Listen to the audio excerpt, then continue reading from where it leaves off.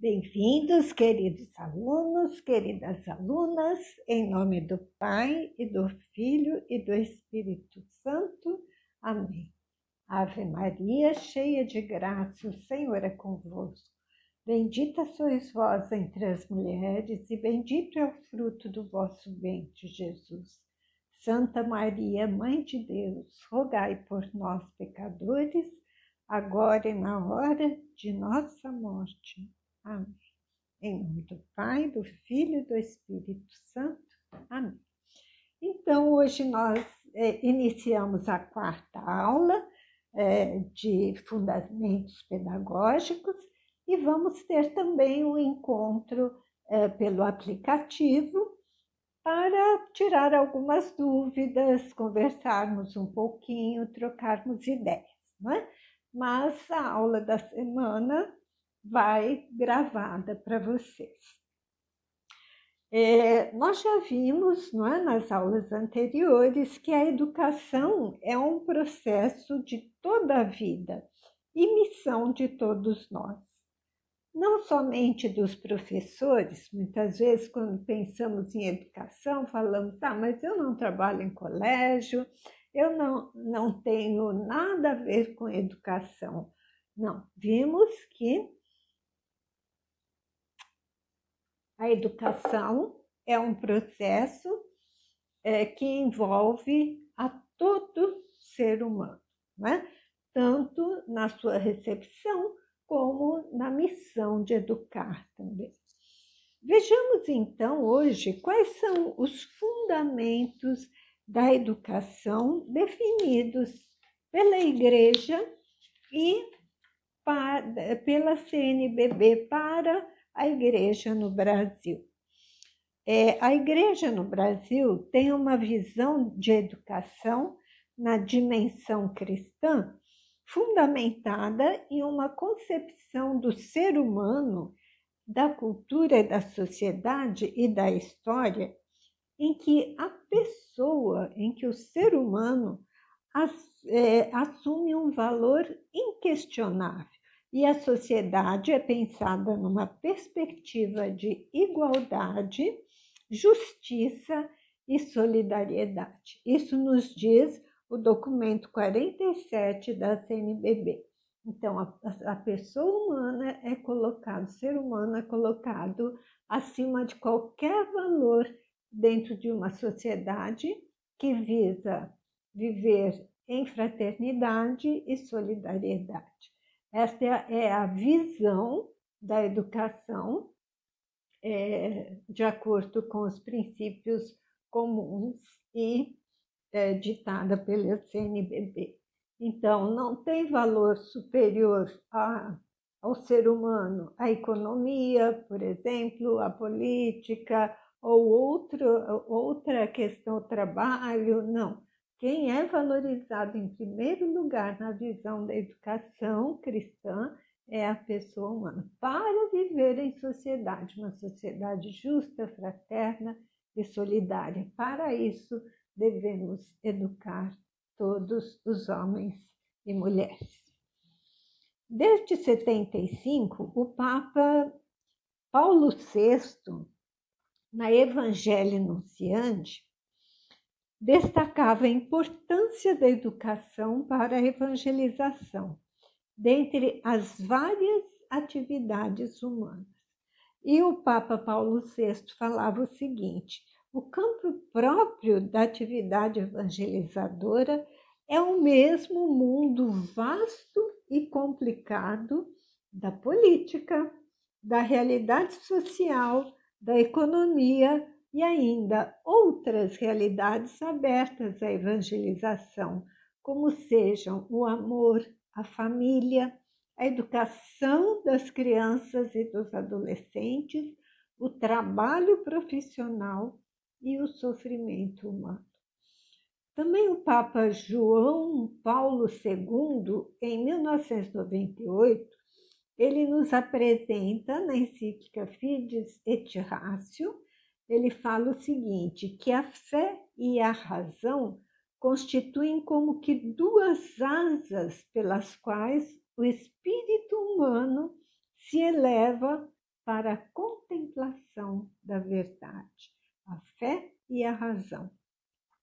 Com isto, João Paulo II enfatiza a importância do conhecimento iluminado pela fé, quando afirma que a razão traz luzes para que a ciência chegue à verdade a partir da revelação da palavra divina. Segundo João Paulo II, enquanto ciência da fé, a teologia está organizada em um duplo princípio, no auditus fidei e no intellectus fidei. O primeiro, ao ouvir sobre a fé e ler a palavra de Deus, o cristão recolhe os conteúdos da revelação contidos na Sagrada Tradição, na Sagrada Escritura e no magistério da Igreja. Pelo segundo, isto é, pelo intellectus fidei, o cristão busca crescer nos seus conhecimentos sobre Deus, quando então procura frequentar estudos mais aprofundados, como é o caso da teologia, buscando responder às exigências do pensamento da humanidade através da reflexão especulativa da palavra de Deus. Então, a teologia, ela acontece ao escutarmos sobre a fé, ao ouvirmos sobre a fé, e este ouvir da fé nos leva a uma curiosidade maior a entender mais o que esta fé me revela. E este buscar entender mais nos leva ao intellectus fidei, à inteligência da fé, que é o que estamos aqui, no curso de teologia procurando fazer. Nós vimos também que muitos desafios acontecem na vida de hoje em relação à educação. E esses desafios sempre existirão, E perante esses que se apresentam à educação cristã, o coração da educação deve ser sempre a pessoa de Jesus Cristo, a fim de que tudo o que acontecer na educação proporcione condições para o encontro do educando com a pessoa de Jesus. Esse Jesus que se apresenta vivo na sua história, pois Deus se fez homem na história dos homens e na nossa história na pessoa de Jesus. Então, não é fora do dia a dia que vamos encontrar Jesus ou que vamos proporcionar que outros o encontrem também. Nesse sentido, vamos verificar quais são as orientações dos documentos da Igreja para a educação, para verificarmos até que ponto nós, que frequentamos o curso de teologia da Arquidiocese de Brasília, na realidade vivenciamos o que a Igreja pede à educação cristã. Para isso, vamos, em primeiro lugar, verificar quais são as orientações provenientes desde o Vaticano II, para a Igreja como um todo, para em seguida, então, analisar os documentos que se referem à educação de forma específica. Nós encontramos as orientações do Concílio Vaticano II expressos no discurso de abertura do concílio pelo Papa João XXIII, intitulado Gaudete Mater Ecclesiae, também a sua sigla GME. Esse discurso o Papa João XXIII proferiu no dia 11 de outubro de 1962, quando então ele abriu o Concílio Vaticano II. E nós sabemos que o concílio terminou 3 anos após, em 1965. Então, para conhecer as orientações do Vaticano II, Vamos ver, então, este discurso de abertura. Qual é o estilo desse discurso, não é? E o que esse estilo propõe para a igreja como um todo? A partir dessa proposta, vamos ver também como será que a igreja recebeu a novidade desse estilo do Vaticano II. Então, primeiro, conhecer qual é a novidade, não é? E depois, então, analisar como essa novidade foi absorvida pela igreja e como que ela é assimilada e praticada até os dias de hoje, né? Então, vamos ver, então, em primeiro lugar, o que significa e quais são as características do estilo do Vaticano II, com consequências para o agir da Igreja como um todo no mundo inteiro a partir do Vaticano e até hoje por muito tempo ainda. O Vaticano II trouxe grandes ensinamentos à Igreja, dentre eles o apelo para que se converta ao seu estilo. E esse estilo identificado no discurso Gaudete Mater Ecclesiae. E também, em seguida, em todos os documentos do Vaticano II. Né? Nós podemos depois ir analisando os documentos do Vaticano a partir desse estilo, esse novo estilo que a Igreja propõe, que o Papa propõe à Igreja como um todo. Então, alguns historiadores, alguns teólogos se debruçam a estudar qual é esse estilo, qual é essa novidade que traz o Vaticano II para a Igreja e, consequentemente, para a educação cristã. Vamos ver, então, o historiador O'Malley, que foi o primeiro a se debruçar sobre esse estudo. Né? Ele diz o seguinte, que com as orientações do concílio, o Papa João XXIII e o concílio distanciaram-se de uma abordagem de bronca e de desconfiança com relação ao mundo como um todo, fazendo uso do remédio da misericórdia, mais do que da severidade, demonstrando a validade do ensino da Igreja, mais do que pelas suas condenações. Será que isso vale para nós hoje? Será que essa proposta do Vaticano II, olha, realizada há mais de 50 anos, não é? Será que ela vale hoje para nós, não é? Distanciar daquela postura de bronca e de desconfiança, né? De que a criança não faz, ou de que o educando não faz, que não recebe, o que funciona, funciona na bronca. Será que nós praticamos isso hoje ainda, não é?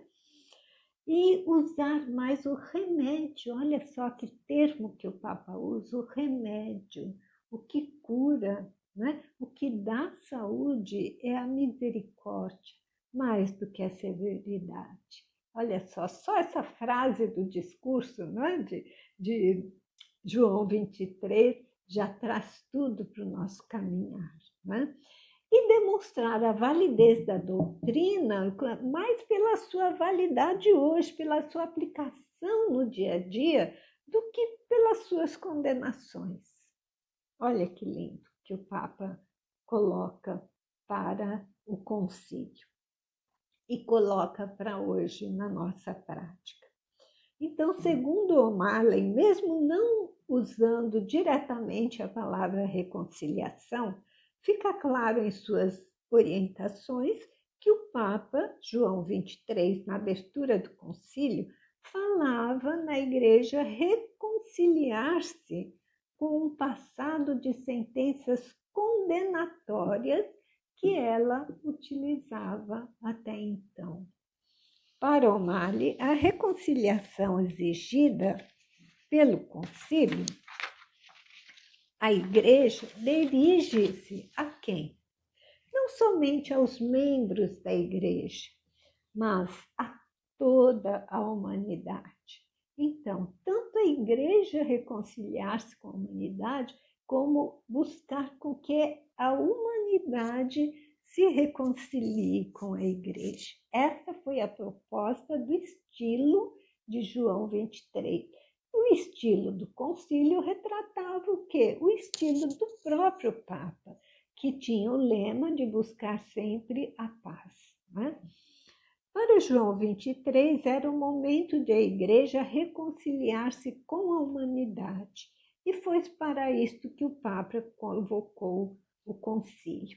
Então, segundo O'Malley, no discurso de abertura de João 23, o tema da reconciliação apareceu, mas de modo discreto e completamente genérico. O concílio assumiu como orientação fundamental, impregnou-a de alcance notável, estendeu-a para a relação da igreja com as culturas não ocidentais, com os cristãos não católicos. Então, a reconciliação para as culturas não ocidentais, para os cristãos com os cristãos não católicos, a reconciliação com os crentes não cristãos, a reconciliação com a nova situação econômica do mundo, com a nova situação social e política do mundo moderno, uma reconciliação da igreja com o problema da consciência histórica moderna, em seu documento final com toda a humanidade.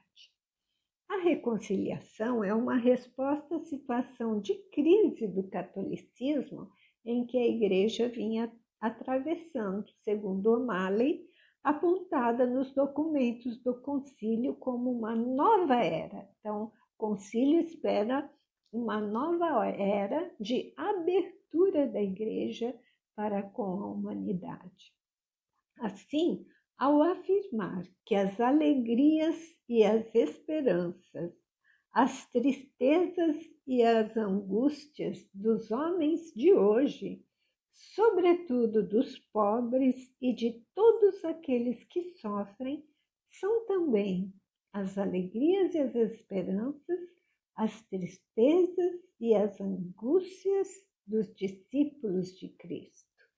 Então, a igreja passa a viver todas as angústias, todos os sofrimentos, também todas as esperanças que a humanidade está passando no momento. E isto que ela pede hoje para a igreja também. Além de ser considerado este concílio pastoral, não é, de atuação junto ao povo, que pede a reconciliação, tanto a igreja como a humanidade, o Vaticano também é considerado pelo seu estilo linguístico. Então, quais as palavras, qual o palavreado, qual foi a linguagem que os documentos do concílio utilizaram, né? Notadamente no seu discurso de abertura. Isso pode ser identificado não só nos documentos produzidos pelo concílio, mas nesse discurso de abertura, né? E esse estilo linguístico não é um estilo de imposição, mas de convite, pois esse estilo parte sempre das leis aos ideais, das ordens aos convites, das ameaças à persuasão, da procura de defeitos à busca de pontos comuns, do menosprezo à compaixão. Olha só, o que o Papa pede para a reconciliação, né? Da modificação de comportamento para a busca da santidade. Então, um tema tão querido hoje pelo Papa Francisco, não é? Que nos exorta a todos à santidade, já é uma recepção, demonstra como o Papa Francisco recepciona, não é, todas essas orientações do Vaticano II e coloca em prática para a nossa igreja de hoje. Em suma, o que o concílio pede é que a igreja que se via afastada da humanidade, que ela chegue a uma reconciliação.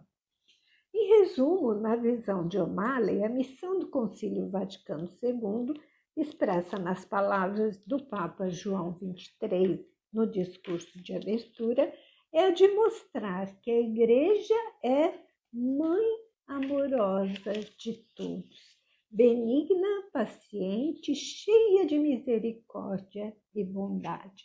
Então, extrapolando para a nossa ação educativa, junto a todos a quem nós temos responsabilidades de educar, é dessa forma que estamos agindo, que nós nos mostremos como mãe amorosa de todos, benigna, paciente, cheia de misericórdia e bondade. Isso gera uma boa reflexão. O caminho proposto pelo concílio à igreja é, portanto, da misericórdia, do diálogo, da abertura, da bondade, com vistas à reconciliação.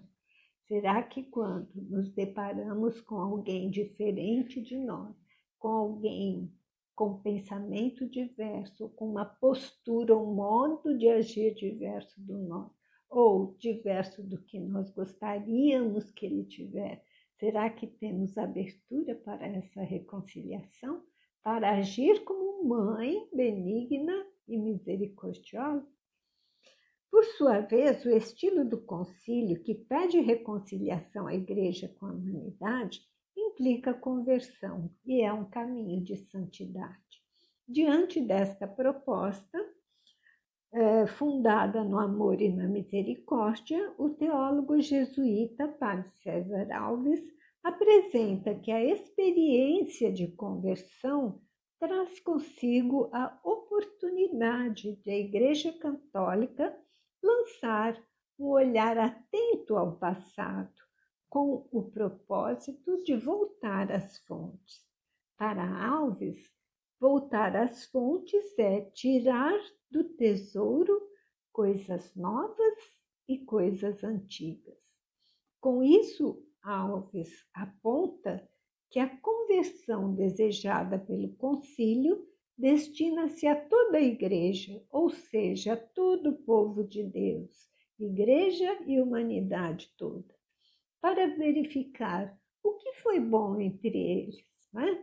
E o que deve ser cultivado, e também o que não foi tão bom e que precisa ser renovado por ambas as partes, igreja e humanidade como um todo. Isso exige renovação de todos, abertura por parte de todos, inclusive nossa, minha e de todos nós, para que a mesma revelação divina que se plenifica em Jesus Cristo seja ensinada ao mundo de uma forma atual, de uma forma nova, atualizada em seus métodos, para ser acolhida nos dias de hoje e por cada cultura em particular. A fim de a Igreja alcançar a renovação exigida pelo concílio, Alves indica 4 elementos básicos a serem considerados, que, segundo o autor, compõem a raiz última do que o discurso Gaudete Mater Ecclesia determinou para toda a Igreja. Então, de acordo com Alves, o estilo do Vaticano II trouxe para a Igreja as seguintes características e exigências, e isto também para a educação cristã. Primeiro, manter a atitude fundamental de amor e misericórdia. Segundo Alves, esta é a atitude básica com a qual o objetivo do concílio deve ser alcançado, pois nas palavras de João 23, agora a esposa de Cristo prefere usar mais o remédio da misericórdia do que o da severidade. que vinha sendo utilizado até então.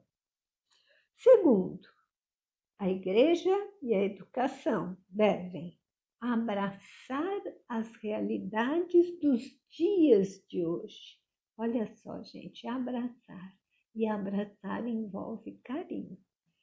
Segundo Alves, a atitude contrária impede a detecção da ação e da presença positiva do Espírito Santo nos tempos atuais.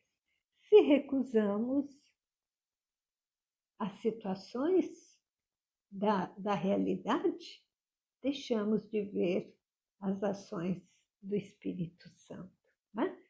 Porque, como a parábola nos diz, o trigo nasce também entre o joio. Mesmo diante de tantas ações do Espírito Santo nos dias de hoje, alguns cristãos não analisam as coisas de modo sereno e ponderado, e só enxergam a ruína do estado atual da sociedade.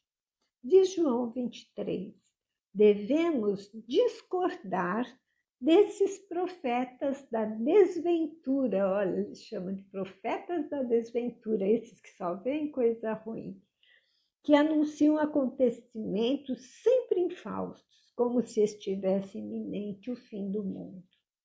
Ao lado dos aspectos negativos de João 23, sempre existem coisas boas, e essas devem ser reconhecidas nos dias de hoje, nos recônditos da providência divina, especialmente junto aos cristãos que se colocam em diversos lugares para o bem da humanidade. Aí está agindo o Espírito Santo, nas pessoas, nos cristãos que estão espalhados pelo mundo para levar o bem à humanidade. Terceiro, o que Alves chama atenção para a igreja como um todo e para a educação em particular. Guardar e ensinar o patrimônio essencial da revelação divina, que deve ser sempre mantido. Então, o essencial da revelação deve ser sempre mantido, mesmo com a abertura, mesmo com a misericórdia, mesmo com o carinho da acolhida, o patrimônio da revelação essencial deve ser mantido. E qual é o essencial da revelação? Onde Deus se revela plenamente, Jesus Cristo. Segundo Alves, o Concílio Vaticano II, ao utilizar as figuras do remédio da misericórdia e do amor cristão, adota a atitude da nova aliança, que é a base para a Igreja conservar o patrimônio divino revelado em plenitude em Jesus Cristo. Este é o patrimônio a ser ensinado pela Igreja. A mesma doutrina da fé, portanto, mantida pela Igreja e transmitida a todas as gerações por todo o tempo. Jesus Cristo.